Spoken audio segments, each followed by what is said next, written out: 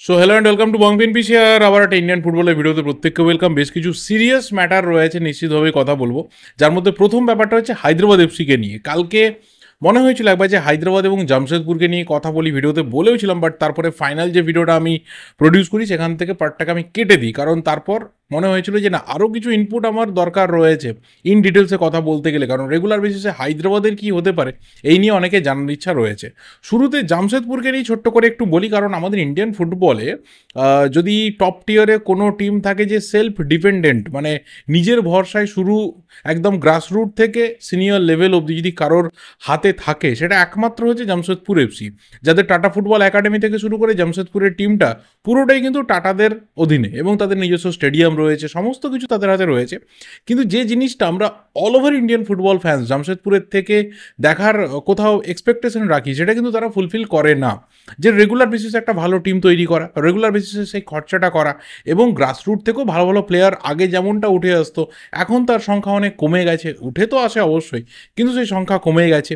এবং কম্পিটিটিভ ফুটবলে টিকে থাকতে গেলে, ভালোভাবে চলতে গেলে যে ধরনের টিম দরকার, সেটা সেই 2021-22 সিজনে চ্যাম্পিয়ন হওয়ার পর থেকে কিন্তু, মানে আইএসএল লিগ শিল্ড চ্যাম্পিয়ন হওয়ার পর থেকে কিন্তু ধীরে ধীরে ওদের কমে গেছে। তো এই সিজনেও এখনও অবধি কোনোভাবে কোনো রকম বড় ডেভেলপমেন্টের আপডেট নেই।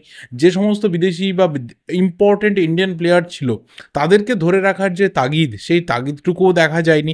আগামী সিজনে কত ভালো টিম হতে পারে, এখনও অবধি বাকি সমস্ত টিম মোটামুটি অ্যাক্টিভ রয়েছে। জামশেদপুরে তুমি কোনো আপডেট মার্কেটে খুঁজে পাবে না, কারণ সেই অ্যাক্টিভিটিটাই এই মুহূর্তে কম। যেটা আপাতত ইনসাইডার আসছে যে ওদের ম্যানেজমেন্টে, মানে ফুটবল অ্যাডমিনিস্ট্রেশনে কিছু পরিবর্তন আসছে। যেহেতু টাটার মতো একটা সংস্থা, অনেক কিছু প্রসেসের পর ফাইনালি কোনো ডিসিশন নেওয়া হয়, সেই ক্ষেত্রে একটু ডিলে হচ্ছে। এবং সেটা হওয়ার পর অনেকে মনে করছে যে জামশেদপুরের সিচুয়েশন বদলাতে পারে, কারণ ফ্যানেদের একটা বড় সাপোর্ট কিন্তু রয়েছে। তো সেই সমস্ত সমর্থকদেরকেও কিন্তু পে ব্যাক করার দরকার জামশেদপুর এফসি কর্তৃপক্ষের। সেটা আপাতত চলছে, কিন্তু সেটা শেষ হতে হতে, আবারও টিম বিল্ডিং ঠিকঠাক করে হতে হতে বাকি টিমগুলো কিন্তু 100% করে গুছিয়ে নেবে। সেই জায়গা থেকে জামশেদপুর কী করে সেই দিকে আমাদের নজর রয়েছে। কিন্তু হ্যাঁ, এবার মোস্ট ইম্পর্টেন্ট বা মোস্ট সিরিয়াস কথা বলতে হবে হায়দ্রাবাদ এফসিকে নিয়ে। হায়দ্রাবাদকে নিয়ে প্রত্যেকের তিনটে জিনিস জানার ইচ্ছা রয়েছে। এক নম্বর হচ্ছে যে ওদের আপাতত যে ফিনান্সিয়াল টার্মোয়েলটা রয়েছে, সেখান থেকে ওরা বেরিয়ে আসতে পারবে কিনা। এই মুহূর্তে দাঁড়িয়ে ওদের একটা বিরাট সংখ্যার টাকা কিন্তু মাথাতে বোঝা হয়ে দাঁড়িয়েছে, এবং বারবার করে বর্তমান মালিক গোষ্ঠী তারা জানিয়েছে কি দেওয়ার ব্যাংক্রাফট, তারা দেউলিয়া হয়ে গেছে। তাদের পক্ষে প্লেয়ারদের যে স্যালারি সেটা মেটানো, যারা স্টাফ রয়েছে তাদের স্যালারি মেটানো, বাকি যে আদার এক্সপেন্সেসগুলো ছিল যেগুলো তাদের ডিউ রয়েছে, সেই ডিউগুলো মেটানোর মতো টাকা পয়সা তাদের কাছে নেই। এবং দ্বিতীয় যে প্রশ্ন, সেই প্রশ্নটা হচ্ছে যে সমস্ত ইম্পর্টেন্ট প্লেয়ার ছিল, সেই সমস্ত প্লেয়াররা হায়দ্রাবাদে থাকবে কিনা, কারণ প্রচুর প্লেয়ারের সাথে কিন্তু বিভিন্ন ক্লাব লিঙ্কড আপ হয়েছিল, এখনও অবধি সেই জায়গাটা তৈরি হয়ে রয়েছে। এটা নিয়ে বলতে গেলে একটা ডিফারেন্ট ভিডিও লাগবে, কারণ এত প্লেয়ার রয়েছে, বিভিন্ন প্লেয়ারের বিভিন্ন রকম ইস্যুস রয়েছে, বিভিন্ন প্লেয়ারের বিভিন্ন রকম কন্ট্রাক্ট রয়েছে। তবে হ্যাঁ, যেটা আজকের আপডেট, যেটা মার্কাস টুইট করে জানিয়েছে যে বেশ কিছু ইম্পর্টেন্ট প্লেয়ার, সেই ইম্পর্টেন্ট প্লেয়ারের কিন্তু টাকা পয়সা হায়দ্রাবাদ এফসি ক্লিয়ার করেছে। ম্যাক্সিমাম যে সমস্ত প্লেয়ারের কাছে আইএসএলের বিভিন্ন ক্লাবের ডিমান্ড ছিল, যে তাদের কাছে অফার রিচ করছিল, একটা ভালো স্টেজ অবধি কথাবার্তা এগোচ্ছিল, সেই সমস্ত প্লেয়ারের কিন্তু স্যালারি মেটানো হয়ে গেছে। অর্থাৎ এই ক্ষেত্রে সেই প্লেয়াররা যাতে কোনোভাবে ফ্রিতে মুভ করতে না পারে, যে এএফএফ এর প্লেয়ার স্ট্যাটাস কমিটির কাছে গেল, সেখান থেকে গিয়ে তারা এর আগে যেমন আমরা দেখেছিলাম প্রচুর প্লেয়ার যারা এনওসি নিয়ে বেরিয়ে চলে গেছিলো, সেইভাবে যাতে এনওসি নিয়ে বেরিয়ে চলে যেতে না পারে, সেই রাস্তাটা কিছুটা হায়দ্রাবাদ আটকাতে পেরেছে। কিন্তু সেই প্লেয়ারের সংখ্যা কত, হাতে গোনা 4 থেকে 5 জন প্লেয়ার, যাদের মার্কেটে হাই ডিমান্ড ছিল, বিশেষ করে আইএসএল ক্লাব থেকে ভালো অফার ছিল। বাকি যে প্লেয়ারদের পুলটা রয়েছে, সেই পুল কিন্তু এখনও অবধি ওয়েট করছে যে তারা এএফএফ এর তরফ থেকে একটা কোনো কিছু সদুত্তর পাবে, যে পরবর্তী স্টেপটা তারা কি নিতে পারবে। অ্যান্ড থার্ড আর মোস্ট ইম্পর্টেন্ট যে জিনিসটা হায়দ্রাবাদকে নিয়ে সবার জানার ইচ্ছা রয়েছে, যে নতুন ইনভেস্টর আসবে কবে, তাদের শর্ত কী কী থাকবে, এবং তারা আসার ফলে কী কী চেঞ্জেসও আসতে পারে। নতুন ইনভেস্টর আসতে পারে, এই নিয়ে প্রচুর আপডেট ছিল।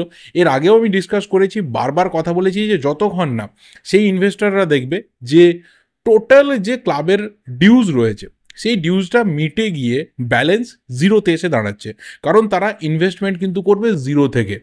সেই জিরোর ইনভেস্টমেন্টেই তারা কিন্তু ক্লাবের সাথে চুক্তি করবে, আদারওয়াইজ তার আগে তারা কিন্তু চুক্তি করবে না।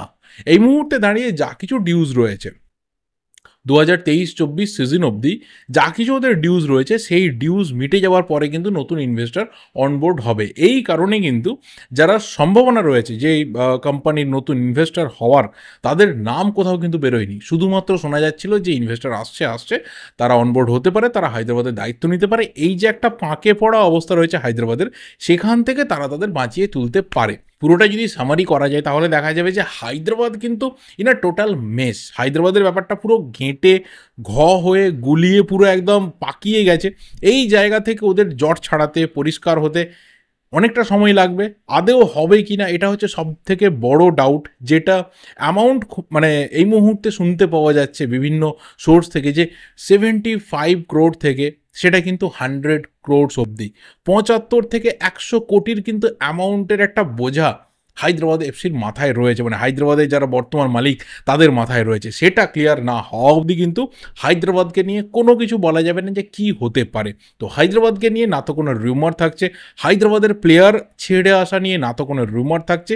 যেগুলো শোনা যাচ্ছিল সেইগুলো ইনিশিয়াল ইন্টারেস্ট কিছু শোনা যাচ্ছিল, অ্যাডভান্স স্টেজ অবধি শোনা যাচ্ছিল, বাট আবারও বলছি বেশ কিছু প্লেয়ারকে কিন্তু ওরা আটকে দিয়েছে, সেই ক্ষেত্রে সক্ষম হয়েছে। কিন্তু সেটা কতদিন অবধি, এটাও কিন্তু একটা বড় কোশ্চেনের জায়গাতে থাকছে। তো অনেকের ডাউট ছিল, সেই জায়গাটাকে অন্তত আমি ক্লিয়ার করতে যদি পারি তাহলে অবশ্যই তোমরা কমেন্ট করে জানিও। ওকে, তো এরপর কিছু প্লেয়ার অ্যানাউন্সমেন্ট হয়েছে, সেগুলো নিয়ে কথা বলতে পারি। কিয়ান নাসিরি গিরি 3 বছরের চুক্তিতে কিন্তু চেন্নাই এফসিতে সই করেছে। 2027 অবধি কিয়ান আপাতত চেন্নাই এফসির প্লেয়ার, এবং ওয়েন কোয়েল যেটা ওকে প্রমিস করেছিল যে better game time okay offer করা হবে, এবং যে জিনিসটা কোথাও কিয়ানের মধ্যে রয়েছে সবটা কিন্তু ও চেন্নাইতে গিয়ে কাজে লাগাতে পারবে, এবং কোথাও গিয়ে কিন্তু চেন্নাই স্টার প্লেয়ার হয়ে ওঠার মতো ক্ষমতা কিয়ানের মধ্যে রয়েছে, যেটা আমরা মোহনবাগানে অলরেডি দেখেছি।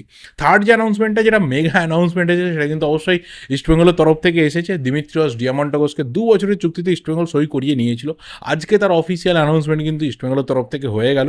আমি কালকে কোথাও মনে করেছিলাম যে হয়তো প্রথমের দিকে যে সিগনেচারগুলো ছিল সেইগুলোর মধ্যে কোনো একটা অ্যানাউন্সমেন্ট হতে পারে, বাট না, দ্য বিগেস্ট সিগনেচার এখনো অবধি যা হয়েছে সেটাই কিন্তু ইস্টবেঙ্গলের তরফ থেকে অ্যানাউন্সমেন্ট হলো। এরপর অবশ্যই যে ব্যাপারটা নিয়ে কথা বলবো সেটা কিন্তু মার্কাসের একটা টুইট, যে টুইটটা বলছে যে মোহনবাগানে একটা বড় সিগনেচার আসতে পারে, যে সিগনেচার ডোমেস্টিক ক্ষেত্রে কোথাও টিমের যে টোটাল ব্যালেন্স রয়েছে বা টিমের মধ্যে যে একটা কোথাও এফেক্টিভনেস রয়েছে সেটার একটা ইম্প্রুভমেন্ট তৈরি করে দেবে সেই প্লেয়ার আসার ফলে। এবার দেখো, মোহনবাগানে এই মুহূর্তে যদি ডিমান্ড নিয়ে কথা বলি, শুরুতে বললাম যে কিছু সিরিয়াস ডিসকাশন রয়েছে, এটা সেই সিরিয়াস ডিসকাশন, এটা লাস্ট পার্ট। মোহনবাগানে এই মুহূর্তে যদি প্লেয়ারের মানে প্রত্যেকটা পজিশন ধরে বলি, গোলকিপার নিয়ে কথা বলে লাভ নেই, কারণ ওই জায়গাটা ভিশালকে যেভাবে মনোপলিতে ধরে রেখেছে, ওখানে কেউ এলেও বা কেউ ডেভেলপড হলেও কিন্তু ভিজুয়াল কাইদকে রিপ্লেস করাটা টু মাচ টাফ। মানে তাকে নিজের 100% থেকেও বেশি কিছু দিতে হবে।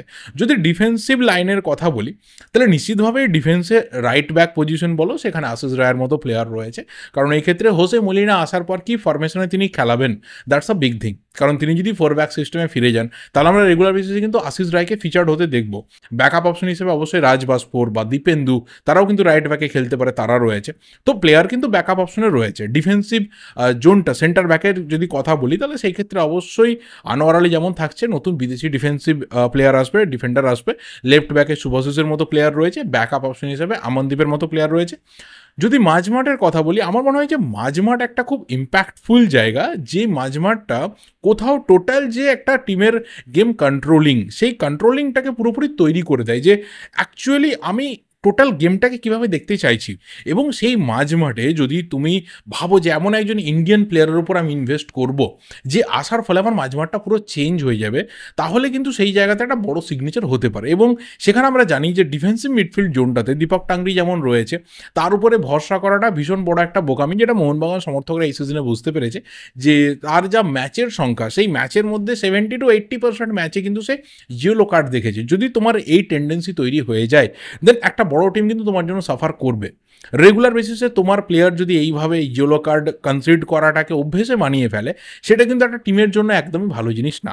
গ্ল্যান মার্টিন্সের মতো প্লেয়ার রয়েছে, তাকে মিউচুয়ালি ছেড়ে দেওয়া হবে আপাতত, যার রিউমার রয়েছে, এবং তাকে নিয়ে খুব একটা প্ল্যানও কিছু নেই। কোনো কোচ তাকে নিয়ে বড় প্ল্যান করবে বলে এই মুহূর্তে মনেও হয় না। অনিরুদ্ধ থাপা রয়েছে, বাট বারবার অনিরুদ্ধ থাপাকে নিয়ে যে কথাটা সবাই বলে যে হি ইজ নট আর ডিফেন্সিভ মিডফিল্ডার। সেন্ট্রাল মিডফিল্ড জোনে খেলাও, কিছুটা অ্যাটাকিং মিডফিল্ডে খেলাও, he can play his best, but ওকে যখনই ডিফেন্সিভ রোলে দিয়ে দেওয়া হয় সেই জায়গাটা কিন্তু ল্যাকিং হয়ে যায়।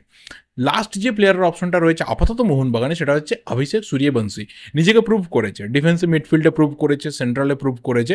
বাট যদি তুমি ভাবো যে এফসি চ্যাম্পিয়ন্স লিগ 2 এর কথা, তুমি যদি ভাবো যে আইএসএল এর প্রথম ম্যাচ থেকে লাস্ট ম্যাচ অবধি টার্গেটটা যদি থাকে একদম ফাইনাল অবধি খেলার, তুমি যদি ভাবো যে সুপার কাপের মতো একটা ইম্পর্টেন্ট নকআউট টুর্নামেন্টের কথা, তাহলে কোথাও অভিষেক সূর্যবংশীর যে এক্সপিরিয়েন্সটা রয়েছে বা ওর থেকে যে এক্সপেকটেশনটা রয়েছে সেটা কিছুটা তোমার কমে আসবে। সেই জায়গাতে একজন এমন প্লেয়ার দরকার যে কোথাও ওই জায়গাটায় লিড করতে পারবে, যে একদম ডিফেন্ডারদের সামনে একজন বিদেশি মিডফিল্ডারের সাথে একটা এমন প্লেয়ার হবে যে পুরো গেমটাকে কন্ট্রোল করতে পারবে, যার মধ্যে সেই বল কন্ট্রোলটা রয়েছে।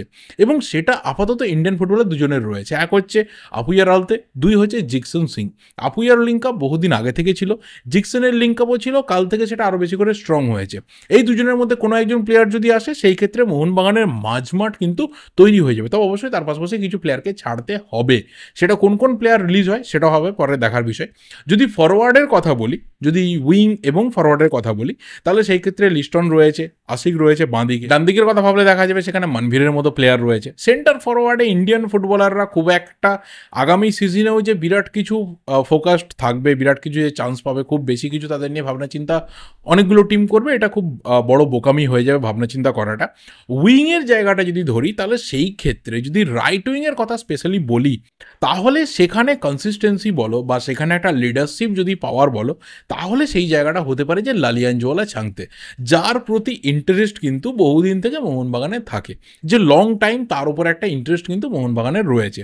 সেটাও যদি আগামী দিনে মুভ করে, যে একটা ডিলে রূপান্তর হলো, একটা কোথাও ফাইনালি সাং থেকে মোহনবাগান জার্সি পরে নামতে দেখা গেল, তাহলে কিন্তু সেই প্লেয়ারটাও ইম্প্যাক্ট তৈরি করতে পারে। এবং এই ক্ষেত্রে আমি এই প্লেয়ারদের নাম এই কারণেই বললাম, কারণ এরা দীর্ঘ সময় ধরে কখনো না কখনো লিঙ্কড আপ হয়েছে, কখনো না কখনো তাদের নাম পাওয়া গেছে।